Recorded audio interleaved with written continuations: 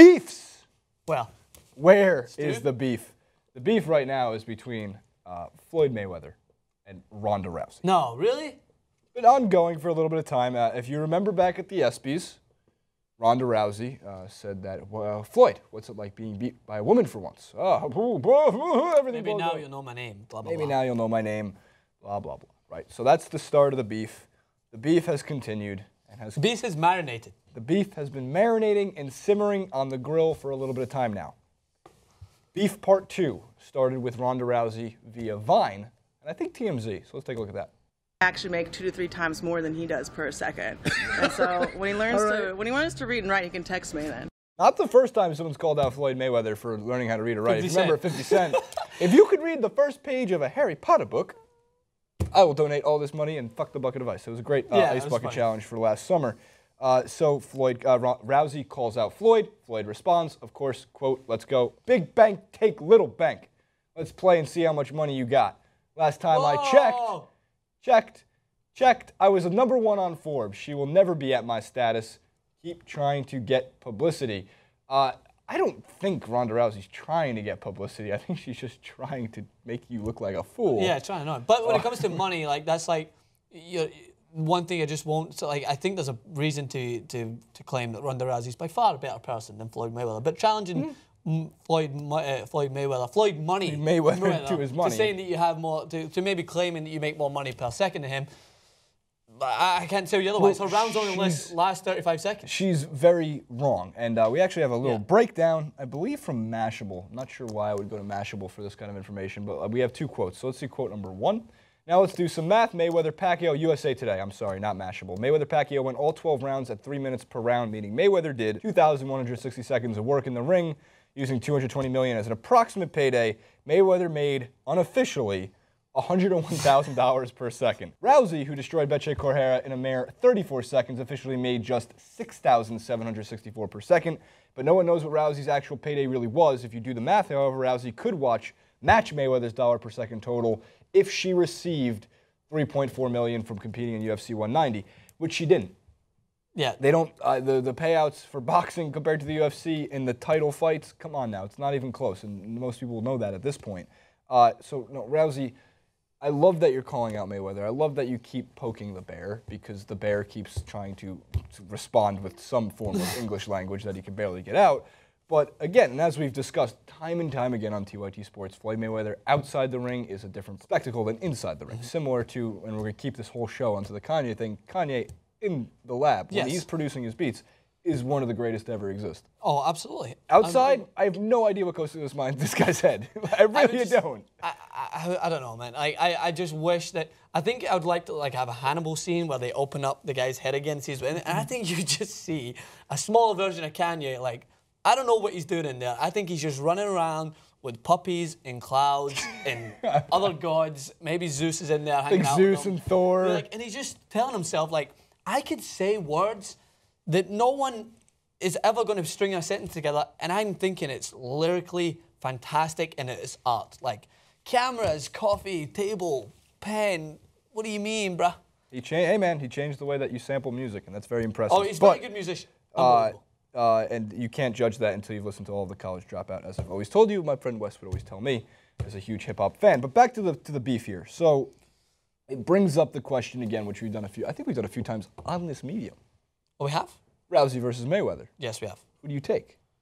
In a fight? In a fight. And it's the same question every time. I'm putting there's no barriers to it. There's it's a no-holds-bar fight. It's a box. In a fight. F-I-G-H-T. If Mayweather lands the first punch, it's absolutely no question. It's Mayweather. If he misses, it's Ronda Rousey. Because then she'd be able to take him to the ground. He doesn't know how to compete in that environment. But if he, being the fact that this guy... I think Rousey can take a punch, or 10 from him at least. Nah, but, but there's gloves. You got gloves on. Okay, there's gloves as well. But I think if Mayweather, she's never going to have felt a punch like she would have felt from Floyd Mayweather if she took one. Like, even, she doesn't get any punches taken in the UFC. She can take a punch, don't get me wrong. But where's the proven stats that she would be able to handle a punch of world-class stature like that? Here's where I'm confused with this entire Rousey versus Mayweather fight, and this keeps coming up and broken down. A 15-part breakdown of why Rousey would beat Mayweather or vice versa, right? This is where I'm confused.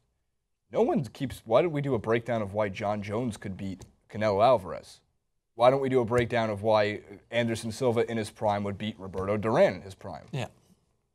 Because Rousey versus Mayweather, because they have a beef, that's where it goes to. Well, it's just realistic as well. And of course, then you look at the comments, not just on our videos, but on Deadspin section, on Sports Blogs Nation, on any what am I thinking? Media affiliate, right? All the commenters say like, oh, they want to talk about this Rousey versus Mayweather, but anybody who brings up that, well, why wouldn't John Jones fight Manny Pacquiao? Yeah. And they go, oh, you're an idiot.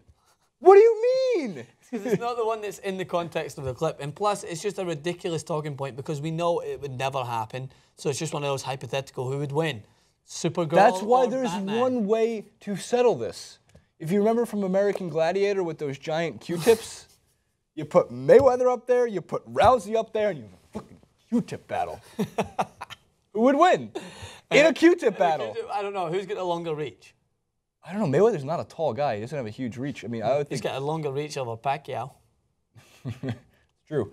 So I don't know, but it's just it's for me. Whenever I hear this subject coming up, I just humor it. I'm just like, okay, it's funny for a while, but it's never going to happen. It's as realistic as we would see on the VMAs like last night. We shall transition into that. I was going to say, Francis, in a no holds bar boxing fight, beef number 2 I have is Minaj versus Cyrus. Minaj.